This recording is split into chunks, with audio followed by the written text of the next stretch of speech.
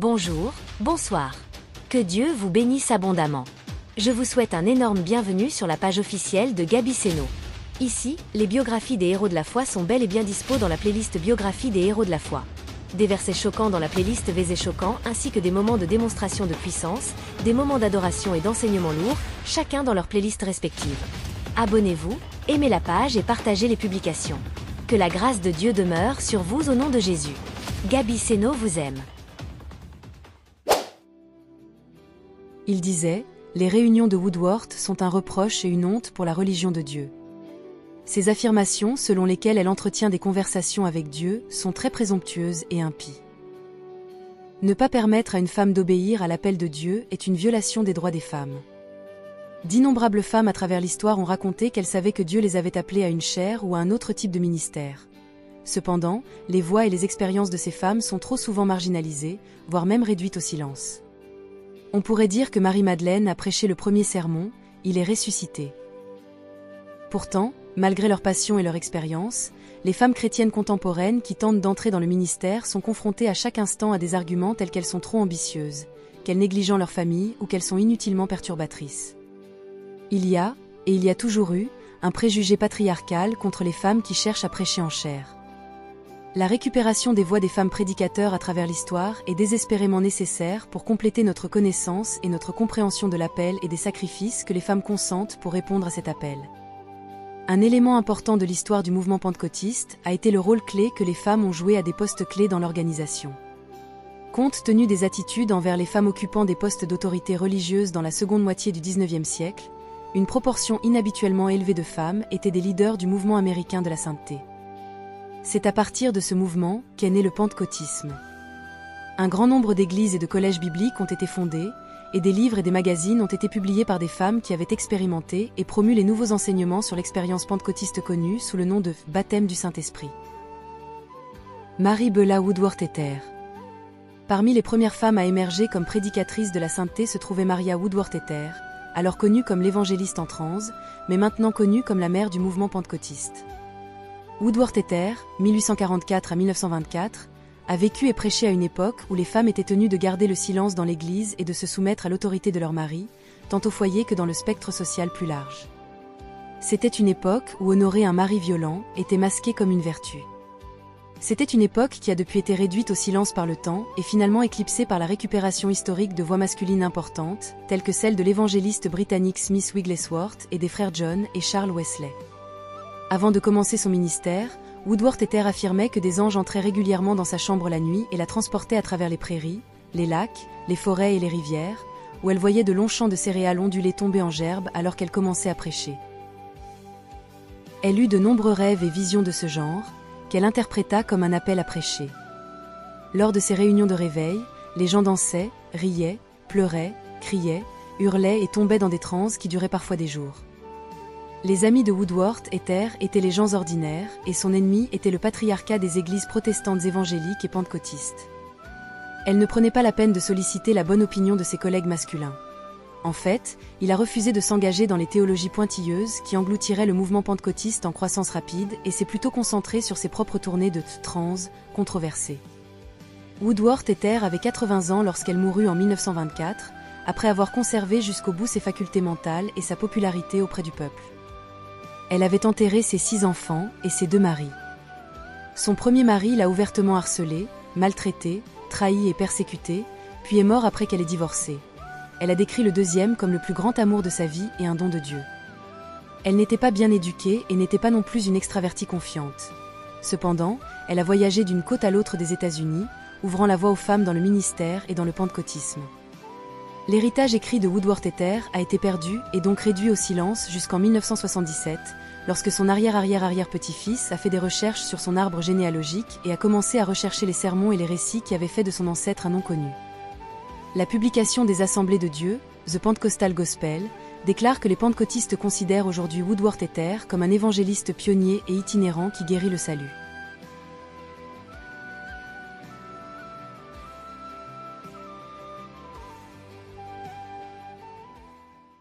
Maria Bella est née le 22 juillet 1844 à New Lisbon, maintenant simplement Lisbonne, Ohio, le quatrième enfant de Samuel et Matilda Underwood, qui n'étaient ni chrétiens ni paroissiens nominaux, ce qui a causé du chagrin à Maria plus tard dans la vie.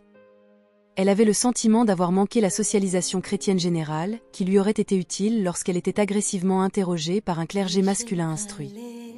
Samuel Underwood était un alcoolique qui abandonnait fréquemment sa famille pour boire de manière excessive, les laissant sans argent pour se nourrir ou se vêtir chaudement. Quand Maria avait environ 11 ans, son père est mort d'une grave insolation. Il y avait 8 enfants Underwood. La mère veuve de Maria, Matilda, n'avait aucun moyen de subvenir aux besoins de ses enfants, alors les filles aînées, dont Maria, ont été envoyées travailler. Ce fut un coup dévastateur, ajoutant à l'angoisse de la mort de son père et à l'humiliation de son alcoolisme, car Maria aspirait à une éducation, un rêve qui devint plus tard impossible. 8. Il a continué à étudier et à lire à la maison chaque fois qu'il le pouvait, mais à l'âge adulte, son éducation n'était certainement pas aussi complète que celle du prédicateur typique de son époque. À l'âge de 13 ans, Maria se convertit au christianisme dans une congrégation de disciples du Christ. Samuel et Matilda allaient à l'église depuis 1 an lorsqu'il mourut, et Maria était toujours reconnaissante que son père se soit converti avant sa mort, car elle croyait pleinement en un enfer éternel comme destination finale des non-convertis. Au cours de l'expérience de conversion de Marie, elle a entendu l'appel de Dieu à devenir évangéliste. J'ai entendu la voix de Jésus m'appelant à sortir sur les chemins et les clôtures et à rassembler les brebis perdues. Lorsqu'elle se fait baptiser le lendemain, Marie est visiblement accompagnée d'une expérience surnaturelle qui deviendra la marque de son ministère. Alors qu'elle entrait dans l'eau, une lumière l'enveloppa et les gens de la congrégation virent le changement autour d'elle et dirent qu'elle s'était évanouie. Maria était extrêmement désireuse de recevoir une éducation afin de pouvoir être utile dans la vigne du Christ. Cependant, sa situation financière rendait cela impossible. Sa solution à son dilemme était celle que de nombreuses femmes pentecôtistes et chrétiennes emploient encore au XXIe siècle. Pour obtenir une chaire, de nombreuses chrétiennes contemporaines épousent simplement un pasteur, un ministre ou un prêtre. Maria a décidé d'épouser un chrétien sincère avec qui elle pourrait entreprendre une œuvre missionnaire. Je n'avais jamais entendu parler de femmes travaillant en public autrement que comme missionnaires, donc je ne voyais aucune opportunité, sauf, comme je le pensais, si un jour je me mariais, mon choix. Je serais un fervent chrétien, et nous nous lancerions alors dans l'œuvre missionnaire. Cependant, les mémoires personnelles de Maria s'écartent à ce stade de son objectif missionnaire. Dans son témoignage sur sa vie et ses expériences, elle déclare que son premier mari s'est converti à l'église méthodiste après leur mariage. Maria décrit sa conversion comme très brillante, et elle semblait parler dans d'autres langues. Elle prétend qu'ils ont eu un foyer heureux pendant un certain temps, mais lorsque les preuves sont arrivées, il s'est découragé. Quelle que soit l'authenticité de sa conversion, elle a pris une mauvaise décision en épousant M. P.H. Woodworth, qu'il n'a jamais appelé par son prénom, Philo Harrison, un vétéran libéré souffrant d'une lésion cérébrale. Ils se sont mariés après une brève cour et se sont installés dans la campagne près de Lisbonne, où Maria était constamment submergée par le chagrin, la maladie, la perte et le découragement. 5 de ses 6 enfants sont morts les uns après les autres. C'était Lizzie qui a vécu au-delà de l'enfance. Maria était continuellement malade et tous ses enfants étaient malades jusqu'à leur mort respective. Tout au long de cette période tragique de sa vie, Maria mentionne rarement son mari à la barbe rousse, M. Woodworth. Sa présence n'est évidente ni comme partenaire dans sa douleur, ni comme infirmière dans la mauvaise santé de ses enfants ou d'elle-même. Cependant, plus tard, lorsqu'elle a commencé à se comporter mal lors de ses réunions publiques, elle a déclaré que le chagrin l'avait affectée comme un trouble permanent et a décrit comment elle avait parcouru la propriété à la recherche de son défunt fils Willy, affirmant que quelqu'un l'avait emmené. Le chagrin de Maria pour ses enfants était évidemment accablant, mais elle a eu recours à une expérience surnaturelle auprès de Dieu pour l'aider à surmonter son chagrin. Quand j'étais seule, mes bien-aimés me manquaient tellement que je pleurais comme si mon cœur allait se briser. Alors j'ai toujours prié, et pendant que je priais, j'ai oublié tout ce qui est terrestre, et j'ai volé par la foi vers la ville d'or, et là j'ai vu mes bien-aimés tous ensemble briller de gloire me regarder et dire « Maman, ne pleure pas pour nous, mais viens par ici ». Cela se terminait toujours par une louange et une gloire à Dieu pour les avoir emmenés dans un endroit si heureux. Monsieur Woodworth n'avait aucun désir de participer au ministère chrétien, ce qui pourrait nous amener à interroger Maria sur sa décision initiale de l'épouser. Lizzie, la fille aînée et unique de Maria, s'est également opposée à ce que sa mère devienne pasteur. Cependant, son opposition n'est pas surprenante, étant donné qu'elle vivait dans une culture où les femmes n'étaient même pas autorisées à voter lors d'élections politiques. Maria elle-même était désespérément timide et tout son tempérament reculait à l'idée de devenir ce qu'elle appelait une observatrice des gens. Cependant, elle continuait à entendre et à voir Dieu lui parler dans des rêves et des visions vives. Le message avait toujours le même thème. Si Maria prenait une chaire évangélique, elle récolterait les âmes comme un agriculteur récolterait des gerbes. Cependant, Maria était fréquemment malade, oscillant souvent entre la vie et la mort, et n'importe qui pourrait attribuer ses fréquentes transes et visions au délire ou en réaction à la perte de ses enfants. Cependant, elle croyait personnellement que chaque événement était une véritable expérience de Dieu et qu'elle était appelée à un ministère d'évangélisation, alors elle a demandé à Dieu de la baptiser du Saint-Esprit. À cette époque, j'ai eu une bonne expérience, un cœur pur et plein de l'amour de Dieu, mais que je n'étais pas qualifiée pour l'œuvre de Dieu. Je savais que ce n'était rien de plus qu'un verre. Il faudrait que Dieu prenne un verre pour battre une montagne. J'ai donc demandé à Dieu de me donner le pouvoir qu'il a donné aux pécheurs de Galilée, me baptiser pour le service. Je suis venue comme un enfant demandant du pain. Je l'ai cherché, Dieu ne m'a pas déçu. La puissance du Saint-Esprit est descendue comme une nuée. C'était plus brillant que le soleil. Il en était couvert et enveloppé. Mon corps était léger comme l'air. C'était comme si le ciel s'était effondré. J'ai été baptisée du Saint-Esprit, du feu et de la puissance, qui ne m'ont jamais quitté. Oh, louez le Seigneur. Il y avait du feu liquide et des anges étaient présents dans le feu et la gloire. C'est par le Seigneur Jésus-Christ et par cette puissance que je me suis tenue devant des centaines de milliers d'hommes et de femmes proclamant les richesses insondables du Christ. Au cours d'une de ces expériences mystiques, Maria a confié son avenir à Dieu. Elle a promis à Dieu que s'il lui rendait la santé, la préparait et lui montrait le travail qu'elle devait faire, elle essaierait de le faire. Elle a commencé à se récupérer immédiatement. Nous étions en 1880, elle avait 35 ans. La résistance de Maria n'était pas due au fait qu'elle ne voulait pas travailler pour Dieu. À ses craintes concernant son manque d'éducation et sa perte de confiance en soi s'ajoutait l'inquiétude d'être une femme. Elle a reçu beaucoup d'opposition de la part de ceux en qui elle avait confiance. Elle a déclaré « J'aurais aimé prêcher si j'avais été un homme et si je n'avais pas rencontré autant d'opposition de la part de mon mari et de mes amis. » Elle craignait également qu'être une femme prédicateur ne déshonore Dieu. Je pensais que si j'étais un homme, ce serait un plaisir pour moi. Mais si je suis une femme, prêcher, si je le pouvais, me soumettrais au ridicule et au mépris de mes amis et de ma famille et attirerais l'opprobre sur sa glorieuse cause. Maria est devenue un succès immédiat. Elle a tenu des réunions de réveil dans les églises de sa région natale autour du comté de Columbia, dans l'Ohio, et a immédiatement commencé à implanter de nouvelles églises. Avant de quitter la maison pour ses nombreuses tournées de réveil, vers l'ouest, comme elle l'appelait, elle avait prêché plus de 200 sermons. Ils étaient tous écuméniques pour 8 confessions différentes. À cette époque, les réveils religieux ou les réunions sous tente étaient comme des carnavals arrivant en ville. Dans les zones rurales isolées, ils ont peut-être été les seuls loisirs à visiter pendant de nombreuses années. Cependant, lorsque Maria réfléchit à son succès instantané, elle dit « Dieu a merveilleusement béni mes travaux en tout lieu. » Plusieurs groupes religieux ont reconnu ses compétences en matière de prédication et d'organisation et l'ont approchée avec des offres attrayantes. Les amis voulaient qu'elle voyage comme prédicatrice pendant 1 an, et les frères unis voulaient qu'elle prenne en charge la Société missionnaire des femmes ou un circuit d'églises. Un groupe appelé Bible Christian voulait qu'elle s'approprie 3 grandes églises, et les méthodistes lui ont également proposé une église. À l'exception de l'offrande des amis, qui était un ministère itinérant, toutes ces offrandes se trouvaient dans un rayon de 10 000 de leur domicile, et chaque groupe offrait un bon salaire. Le ministère itinérant proposé par les amis a le plus attiré Maria parce qu'elle se sentait appelée à être évangéliste et que son cœur était déjà déterminé à aller vers l'ouest. Autour d'elle, dans l'est de l'Ohio, les églises ont accepté avec enthousiasme le nouveau ministre, mais dans sa propre maison, le mari et la fille de Maria pensaient qu'elle était devenue folle.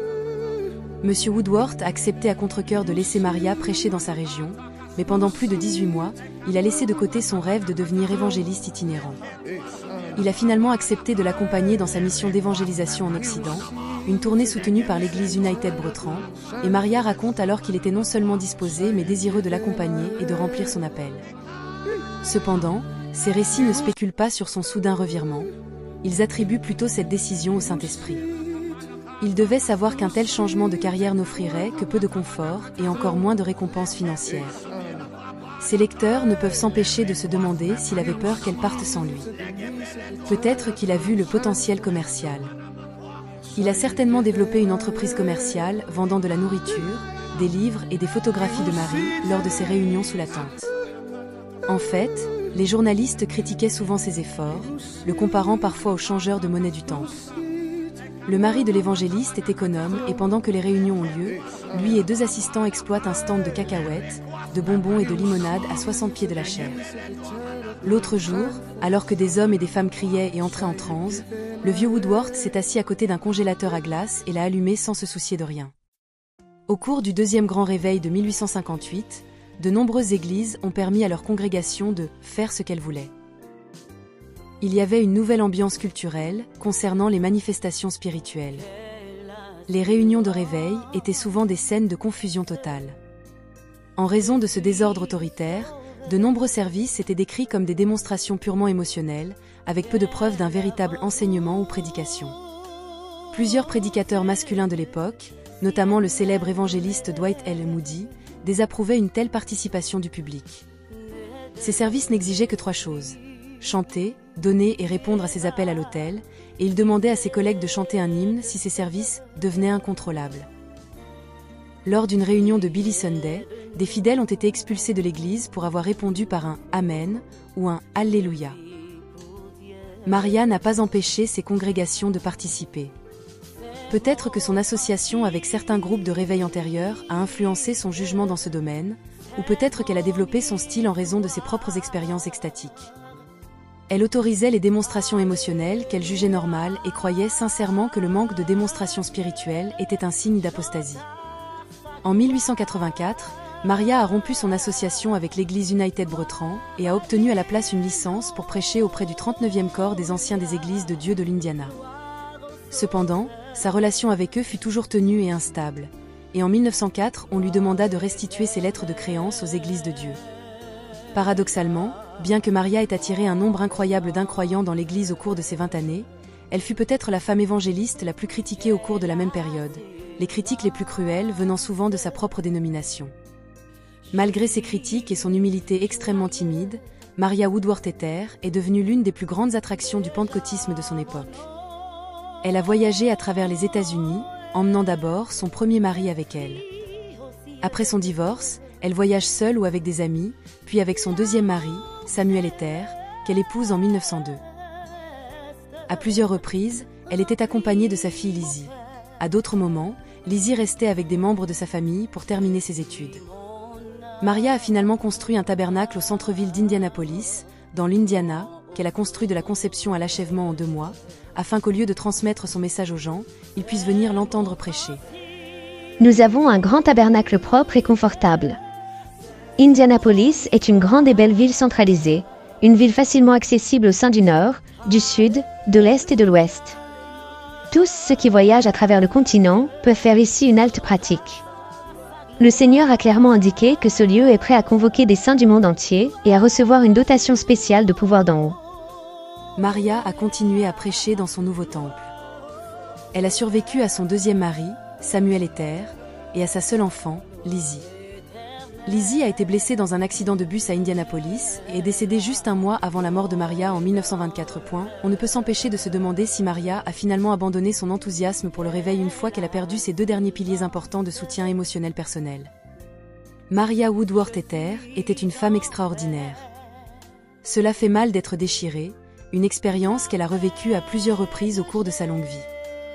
Malgré ses nombreux doutes, sa peur de l'échec et la perte de presque tout ce qu'elle aimait, Woodworth Ether s'est lancée dans un projet vaste et stimulant parce qu'elle croyait que Dieu l'avait appelée à le faire. Ce n'est toujours pas facile d'être une femme dans le ministère. Malgré le travail dévoué de nombreuses théologiennes et historiennes féministes contemporaines, toute femme chrétienne qui monte en chair se retrouve exposée au risque d'hostilité, de harcèlement et d'humiliation. Les défis sont intenses et personnels, impliquant généralement une remise en question de vos idées, de vos réalisations, de vos engagements envers votre famille, ainsi que de votre caractère et de votre intégrité. Au XXIe siècle, nous devons encore éliminer le sexisme de l'Église, et nous devons encore aider les femmes qui sont appelées à monter en chair. La valeur de ces femmes et la valeur de leur travail pour Dieu ne doivent jamais être sous-estimées. Leur énergie et leur vulnérabilité ne devraient jamais être exploitées. Ce que les femmes ont à offrir et la façon dont leurs voix peuvent être utilisées comme source de force devrait être un encouragement pour les autres femmes. Tel est l'héritage de Maria Woodworth-Etter. Elle aurait dû être saluée comme une grande dirigeante et un exemple dans l'histoire de l'Église, et elle l'aurait certainement été si elle avait été prédicatrice.